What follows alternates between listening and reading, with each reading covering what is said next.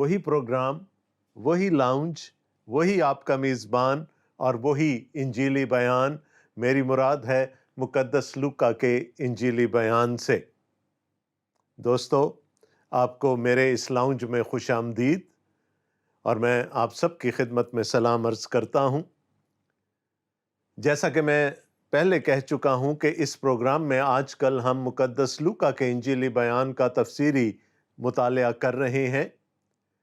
آپ کو احساس ہو گیا ہوگا کہ مقدس لوکا کے انجیلی بیان کا پہلا باب کافی لمبا ہے اور بہت سارے واقعات سے پر ہے۔ پچھلے پروگرام میں ہم نے الشبا کے وضع حمل کی کہانی پڑھی تھی۔ آپ کو یاد ہوگا کہ ایک بزرگ کاہن تھا جس کا نام زکریا تھا اور اس کی بیوی کا نام الشبا تھا۔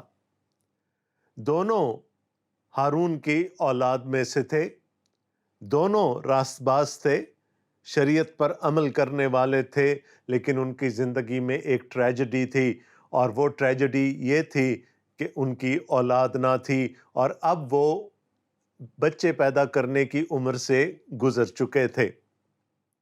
اور پھر ہم نے دیکھا کہ زکریا جب اپنے طریق کے مطابق ہیکل میں خدمت کر رہا تھا تو ایک دن اس کا کرہ نکلا کہ وہ خداوند کے حضور میں جا کر بخور جلائے، اور وہ دن اس کی زندگی تبدیل کر گیا۔ خداوند کا فرشتہ جبرائیل اس کے پاس آیا اور اس کو بیٹے کی نوید دی۔ زکریا نے شک کیا تو فرشتے نے کہا کہ تو جب تک وہ بچہ نہ پیدا ہو جائے اب بول نہ سکے گا۔ جبرائیل نے اسے یہ بھی بتا دیا تھا کہ بچے کی جنس کیا ہوگی اور اس کا نام کیا رکھنا ہے۔ جب زکریا باہر آیا اور وہ لوگوں کو برکت دینا چاہتا تھا تو اس کے منہ سے آواز نہیں نکلی۔ جب وہ اپنی خدمت ختم کر چکا تو وہ واپس اپنے گھر کو گیا، اپنی بیوی کے پاس گیا، اور فرشتے کے کہنے کے مطابق الشبا کا حمل ٹھہر گیا، لیکن زکریا بول نہ سکتا تھا۔ دوستو، پچھلے پروگرام میں ہم نے اس بات کا ذکر کیا تھا کہ ملاکی نبی کے بعد خدا نے چپ سادھ لی۔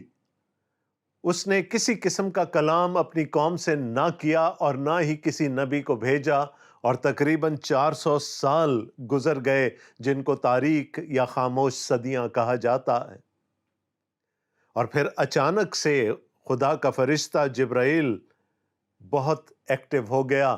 وہ پہلے زکریا کے پاس آیا، اور آج جب ہم اس کہانی کو آگے بڑھائیں گے تو ہم دیکھیں گے کہ وہ ایک کماری لڑکی کے پاس ناصرت کے شہر میں آتا ہے۔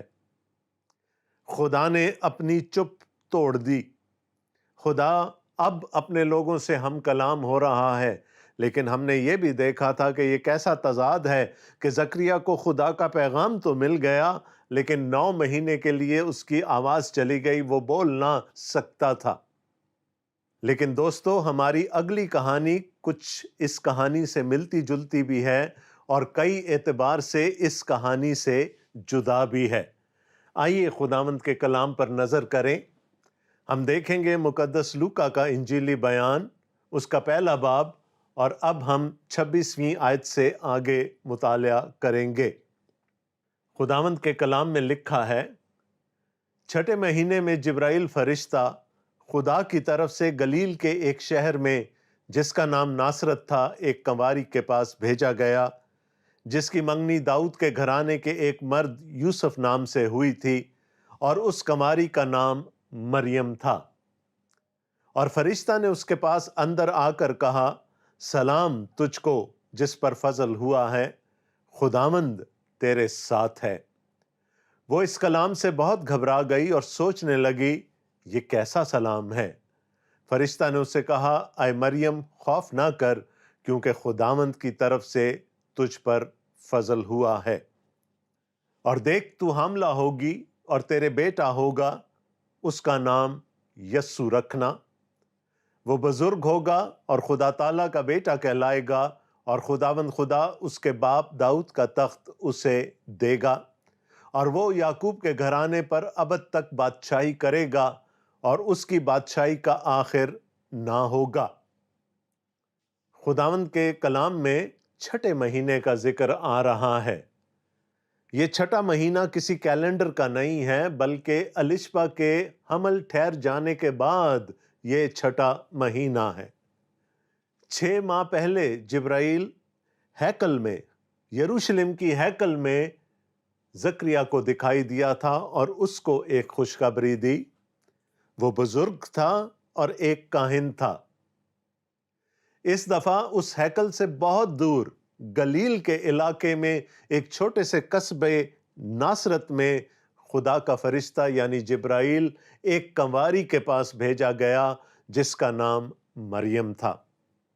دوستو، ان دونوں واقعات میں جو قدر مشترک ہے وہ جبرائیل کا آنا ہے۔ مقام مختلف ہیں، شخصیات مختلف ہیں، ایون ان شخصیات کی جنس بھی مختلف ہے۔ وہاں ہم دیکھتے ہیں کہ فرشتہ ایک بزرگ کاہن کے پاس آیا تھا اور یہاں پر ایک کنواری کے پاس فرشتہ بھیجا گیا۔ اس کنواری کے بارے میں ہمیں مزید بتایا جا رہا ہے کہ اس کی منگنی ہو چکی تھی اور اس کی منگنی داؤد کے گھرانے کے ایک شخص یوسف سے ہوئی تھی۔ اب یہاں پر تھوڑا سا توقف کر کے میں آپ کو بتا دوں کہ اس زمانے میں شادی بیاہ کے دستور کیا تھے۔ ایک چھوٹی سی بات ذہن نشین کر لیجئے گا کہ وہ ایک ٹرائبل کلچر تھا، وہ ایک قبائلی کلچر تھا، اور ہمارے ہاں بھی قبائلی کلچر میں بچوں کی شادیاں آج بھی 21ویں صدی میں بھی بہت چھوٹی عمر میں کر دی جاتی ہیں۔ یہودیوں میں دستور کے مطابق لڑکی جب 12 سال کی ہوتی تھی تو اس کا نکاح کر دیا جاتا تھا، جس کو خدا کا کلام منگنی کہہ رہا ہے۔ یہ اس منگنی سے بالکل مختلف ہے جو ہمارے ہاں ہوتی ہے۔ ہم تو منگنی کے بعد آزاد ہوتے ہیں اور منگنیاں بڑی آسانی سے توڑ دی جاتی ہیں، لیکن یہودی دستور کے مطابق جب یہ منگنی یا نکاح ہو جاتا تھا تو اس کے بعد اس کو توڑا نہیں جا سکتا تھا۔ اس کو توڑنے کے لیے طلاق کا کاغذ لکھنا ضروری ہوتا تھا۔ تو یہ ایک بہت ہی فارمل قسم کا ایونٹ ہوتا تھا جس کو آسانی سے درگزر نہیں کیا جا سکتا۔ یہودی لڑکیاں، جیسے میں نے پہلے کہا، جب 12 سال کی عمر کو پہنچتی تھیں تو وہ کسی نہ کسی کے نکاح میں دے دی جاتی تھی۔ ایسی روایات بھی ہیں کہ 12 سال سے کم عمر کی لڑکیوں کی بھی شادیاں ہو جایا کرتی تھیں، لیکن رخصتی نہیں ہوتی تھی۔ اور یہ جو پورا عمل ہوتا تھا نکاح کا، اس کو کیدوش شاہ کہتے تھے ان کی زبان میں۔ تو ہمیں بتایا جا رہا ہے کہ مریم یوسف کے نکاح میں دے دی گئی تھیں۔ اب آپ مریم کی عمر کا اندازہ کر سکتے ہیں۔ مریم کی عمر اس وقت 12 سال ہوگی یا اس سے کچھ زیادہ ہوگی۔ عمومی طور پر کیدوش شاہ کے بعد، اس نکاح کے بعد 1 سال کے لیے لڑکا اور لڑکی آپس میں نہیں ملتے تھے۔ لڑکی اپنے ماں باپ کے گھر رہتی تھی اور اس دوران لڑکا اپنی تیاری کرتا تھا کہ اس نے اپنی دلہن کو کہاں لانا ہے، اس کو کہاں رکھنا ہے۔ اگر نئے گھر کی ضرورت ہے یا پرانے گھر میں مزید بڑھوتی کی ضرورت ہے تو وہ سب کچھ اس 1 سال میں کیا جاتا تھا۔ اور پھر 1 سال کے بعد بارات لے کر جائی جاتی تھی اور لڑکی کو سسرال لے آیا جاتا تھا۔ اس سیریمنی کو، اس موقع کو خوپا کہا جاتا تھا۔ یہ بات ہم وثوق سے نہیں کہہ سکتے، لیکن ایک اندازہ کر سکتے ہیں کہ مریم ابھی بہت نو عمر ہوں گی۔ اس زمانے کے اس قبائلی کلچر میں یہ بات بالکل قابل قبول تھی کہ لڑکیوں کا نکاح چھوٹی عمر میں کر دیا جائے اور چھوٹی ہی عمر میں ان کو رخصت بھی کر دیا جائے۔ تو یوں مریم یوسف کے نکاح میں تھیں اور اچانک ایک دن جبرائیل اس چھوٹی سی لڑکی پر، اس نوعمر لڑکی پر ظاہر ہوئے۔ دونوں جگہ ہم دیکھتے ہیں، زکریا کی کہانی میں بھی اور مریم کی کہانی میں بھی، کہ دونوں جگہ ایک خوشخبری ہے ان فریقین کے لیے جن تک خدا کا کلام پہنچایا گیا۔ زکریا کو بیٹے کی نوید سنائی گئی، مریم کو بھی ایک بیٹے کی نوید سنائی گئی۔ زکریا کے ہاں ایک معجزانہ پیدائش ہونی تھی کیونکہ وہ دونوں بوڑھے تھے، اور یہاں تو ایک ایسی لڑکی کو پیغام دیا جا رہا تھا جو ابھی تک اپنے شوہر کے گھر بھی نہیں گئی، اور اس کے اپنے اقرار کے مطابق وہ کسی مرد کو نہ جانتی تھی۔ آئیے اب اس پیغام پر نظر کریں جو مریم کو دیا گیا۔ اور فرشتہ نے اس کے پاس اندر آ کر کہا، سلام تجھ کو جس پر فضل ہوا ہے۔ فرشتہ الہی سلام لے کر، الہی سلامتی لے کر مریم کے پاس آیا ہے۔ لیکن آپ خود سوچئے، ایک کنواری لڑکی جو ابھی اپنے ماں باپ کے گھر ہے، اس کا حمل ٹھہر جانا کتنی معیوب بات ہو سکتی تھی۔ اور میں نے آپ کو پہلے کہہ دیا کہ ہم ایک ٹرائبل کلچر کی بات کر رہے ہیں۔ فرشتے نے کہا، سلام تجھ کو جس پر فضل ہوا ہے، خداوند تیرے ساتھ ہے۔ فوکس کس بات پر ہے؟ کہ جو پیغام میں تجھے دینے جا رہا ہوں وہ تیرے لیے بہت خطرناک ہو سکتا ہے، وہ تیرے لیے موت کا سبب بھی بن سکتا ہے، لیکن گھبرانا نہیں، کیونکہ خداوند خود تیرے ساتھ ہے، وہ یہوہ خود تیرے ساتھ ہے۔ وہ اس کلام سے بہت گھبرا گئی اور سوچنے لگی، یہ کیسا سلام ہے؟ فرشتے نے اس سے کہا، اے مریم خوف نہ کر، کیونکہ خداوند کی طرف سے تجھ پر فضل ہوا ہے۔ مریم فرشتے کے آنے سے نہیں گھبرائی، اس فرشتہ کو اپنے سامنے دیکھنے سے نہیں گھبرائی، یہاں لکھا ہے وہ اس کلام سے بہت گھبرا گئی۔ اور اگر ہم اس واقعے کی آخری چند آیات دیکھیں گے تو وہاں لکھا ہے کہ جبرائیل نے مریم سے کہا کہ خدا کا کلام کبھی بے تاثیر واپس نہیں جائے گا۔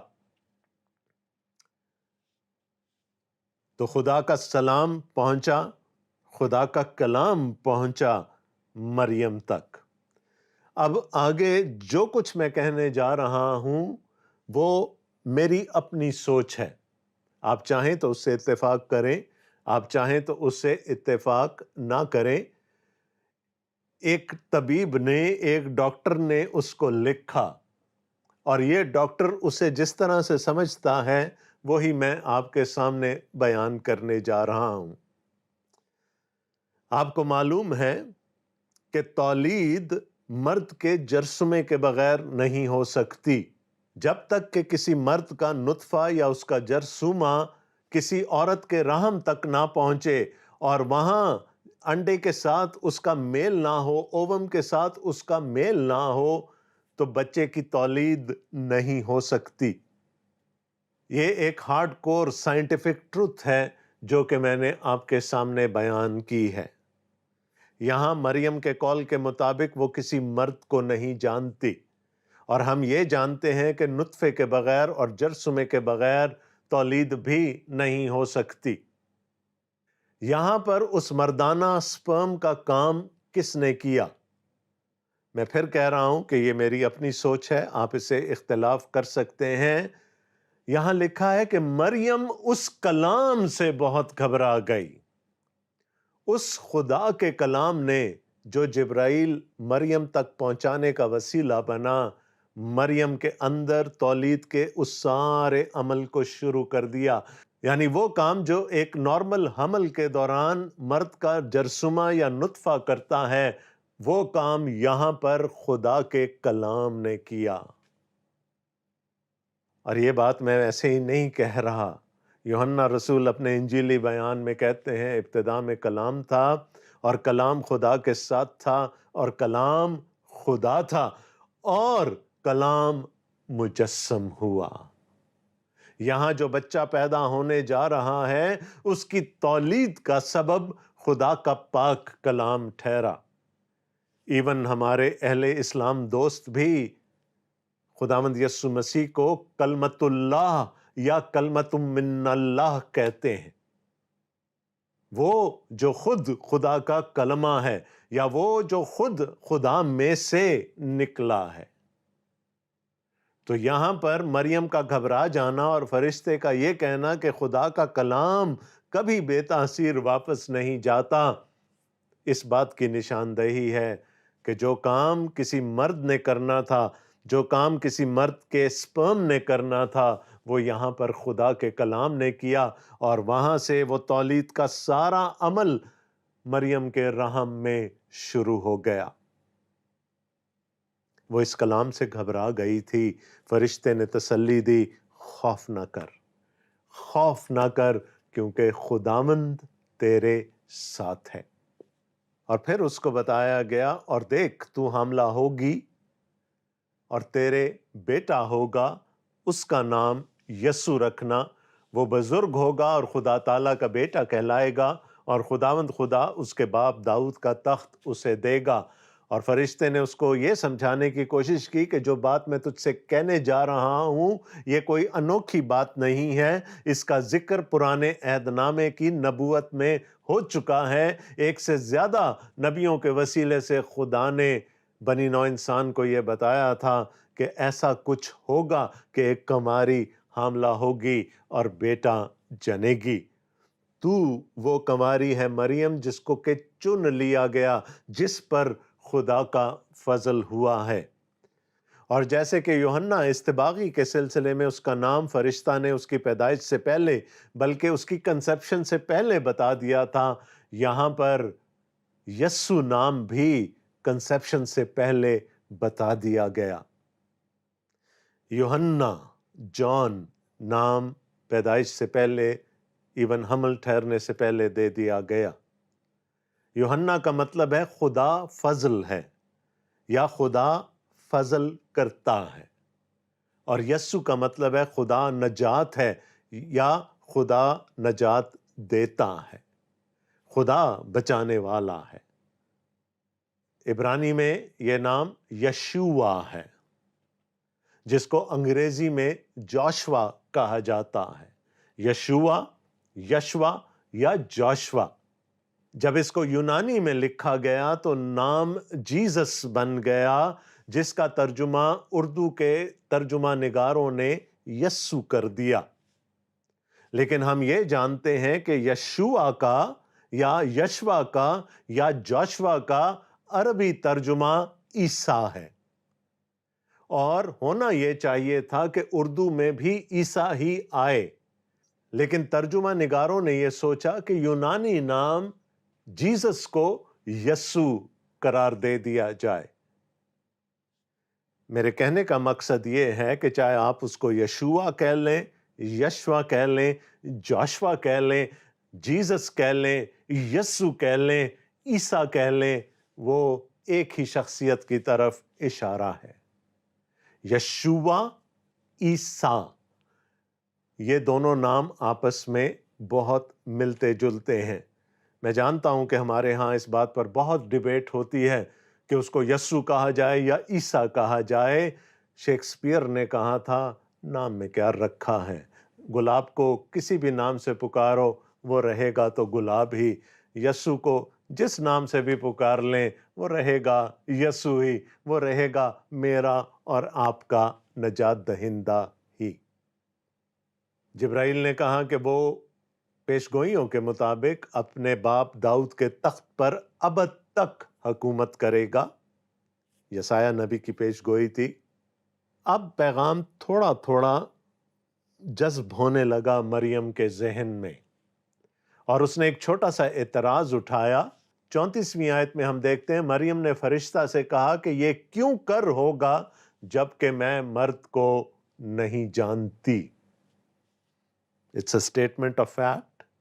ایک نوعمر لڑکی ہے، اس کے نزدیک حمل ٹھہرنے کا، تولید کا صرف ایک ہی طریقہ ہے کہ مرد اور عورت آپس میں اکٹھے ہوں،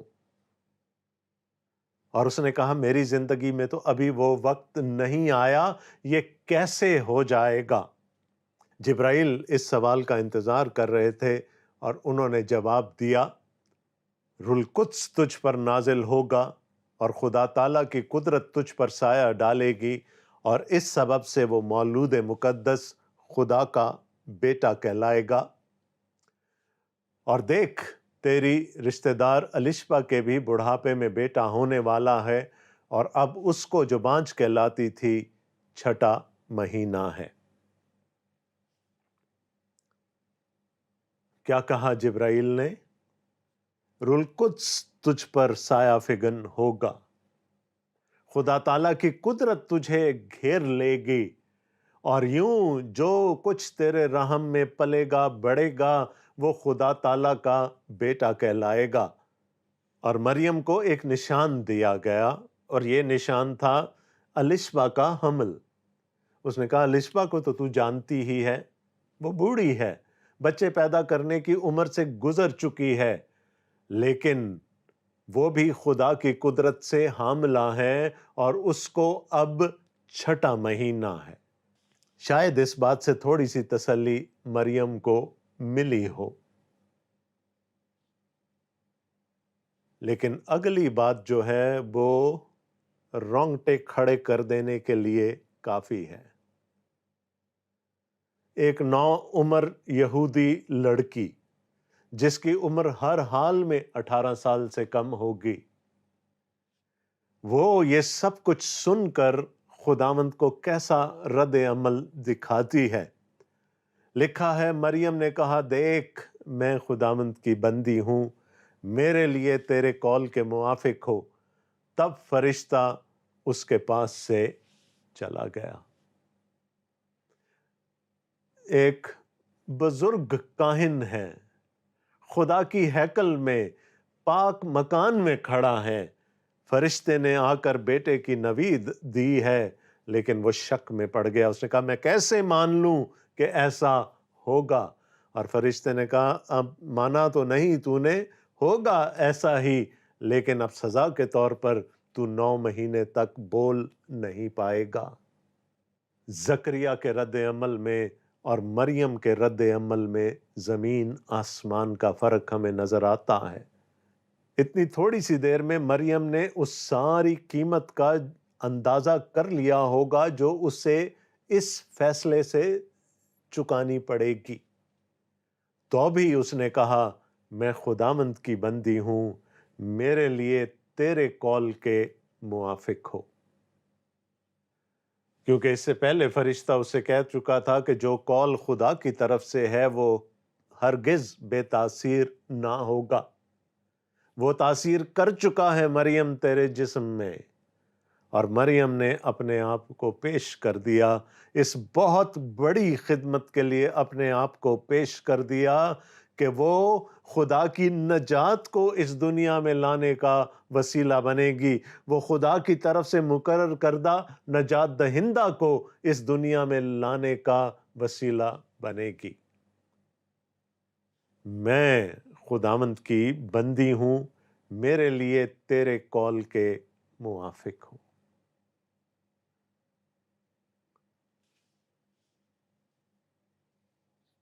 ہم میں سے بھی بہت سے لوگوں کو شاید خدا نے اپنی اپنی خدمت کے لیے بلایا ہے۔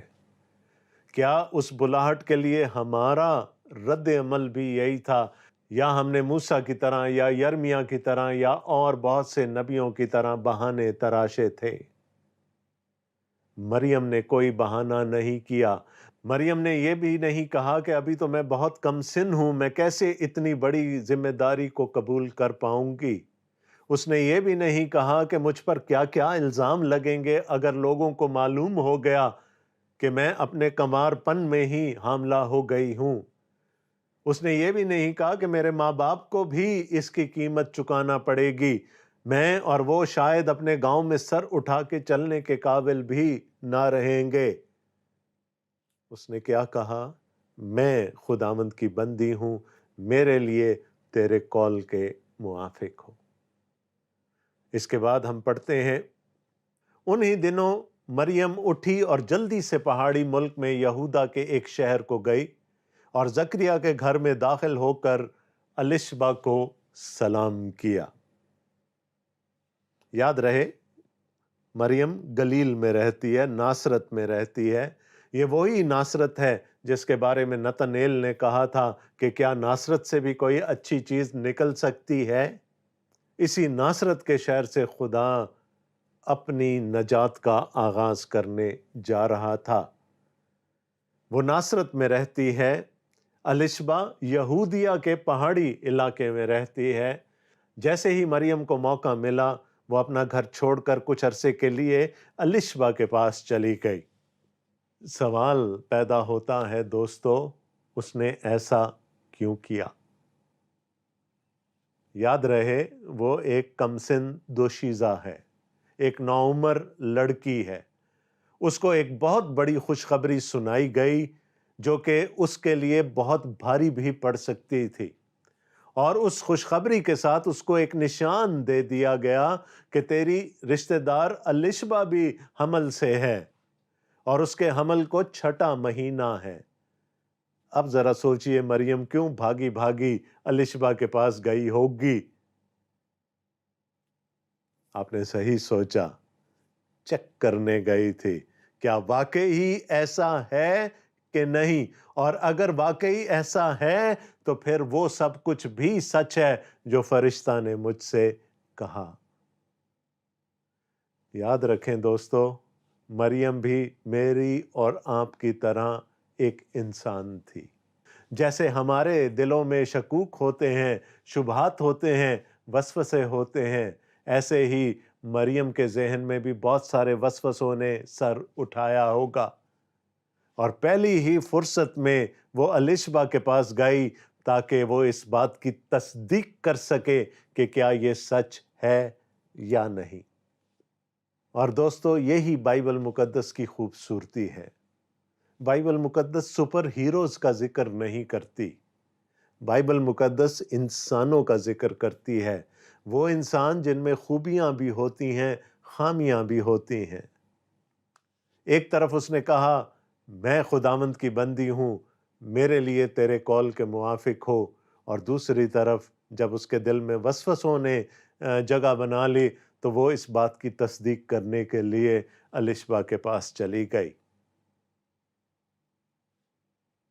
بائبل مقدس انسانوں کی کہانی بیان کرتی ہے، اور اس سے ہمیں ڈھارس ملنی چاہیے کہ خدا ہمیں بھی ہماری خوبیوں اور خامیوں سمیت قبول کرتا ہے۔ دوستو، میرا ایمان ہے کہ ہم سب نے آج کے اس کلام سے برکت پائی ہوگی، اور میری دعا ہے کہ یہ کلام ہماری زندگیوں کا حصہ بنے اور ہمیں خداوند میں بڑھنے کا فضل دے۔ خداوند آپ کے ساتھ ہو، آمین۔ اگلے پروگرام تک کے لیے ڈاکٹر آصف جون کو اجازت دیجیے۔ خدا حافظ۔